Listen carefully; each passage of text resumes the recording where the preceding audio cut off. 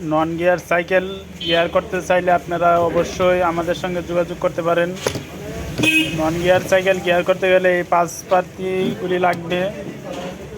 প্রথমেই একটা স্প্যান্ডার লাগবে, তারপর এই যে ইটারাটা দিয়ে হবে না, এই সবে টেরা লাগবে। তারপর একটা চেইন লাগবে, গিয়ার সাইকেলের চেইন।